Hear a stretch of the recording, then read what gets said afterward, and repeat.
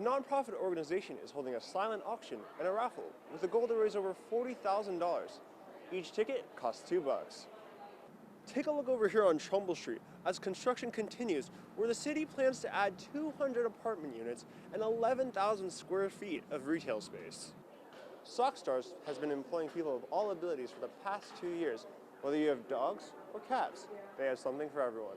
Governor Lamont has signed emergency legislation that will temporarily suspend the gas tax.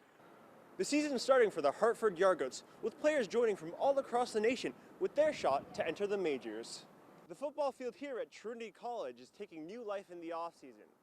Signs of spring here mean the gridiron is taken over by rugby. When the sun goes down, the competition heats up at Trinity College. The Bantams rugby team is gearing up for its spring season and is teaching us the basics of the sport they love. Lachlan Clark has been playing his whole life. The adrenaline's going crazy, time stops, you don't really feel any of the hits because it's just such a rolling game. The sport has been part of the last 2 Olympics, but with less of a following in the US, it's still unfamiliar to many. Rugby is ultimate chaos. Coach Ed Mateo explains that the goal of the game is to move the ball across the pitch to the try-zone area. Now, the only way to move the ball forward in rugby is to either run it or kick it. You can't pass the ball forward, you have to pass the ball backwards to go forwards. Sounds familiar, but the team assures us it's very different from football. It's not like football where you play for like 5 seconds and stop for 30. It's very continuous, so you have to keep up a pace. The guys also shared some rugby vocabulary to help understand the game. Scrum, it's a set play we have. It's sort of like the bigger guys on each team have to fight against to see who's got the best big guys in a way. I think a ruck is where you should be more worried about surviving, because that's where you kind of just like go at them. But don't let the lack of pads and helmets scare you.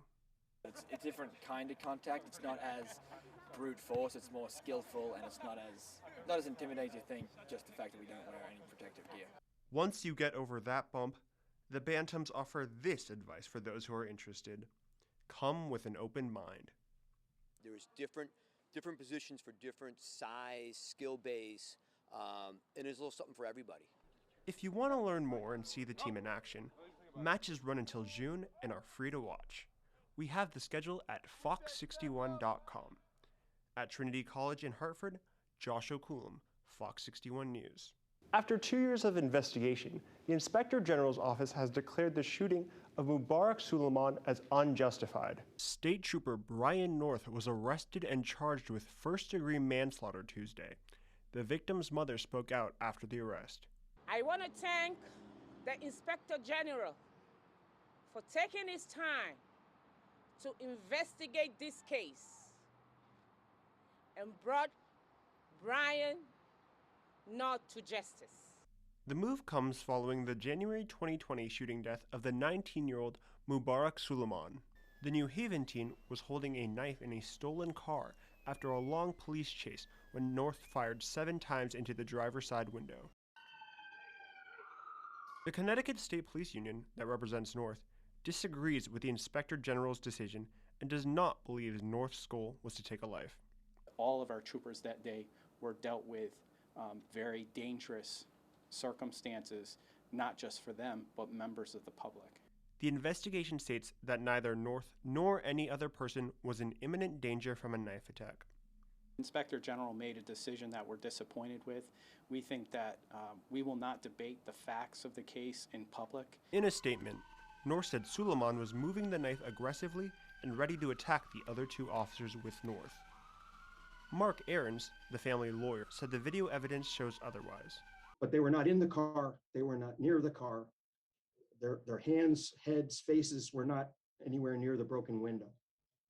So it's a fallacious argument. The head of Connecticut's NAACP chapter calls the ruling a glimmer in a dark tunnel. When I say this shows some promise, hopefully the families will now start to receive some justice. Me and my family have been through a lot.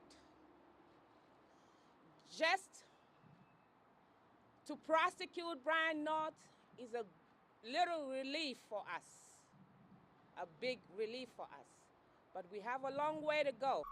North was released on a $50,000 bond. He is due back in court on May 3rd. In New Haven, Josh Oculam, Fox 61.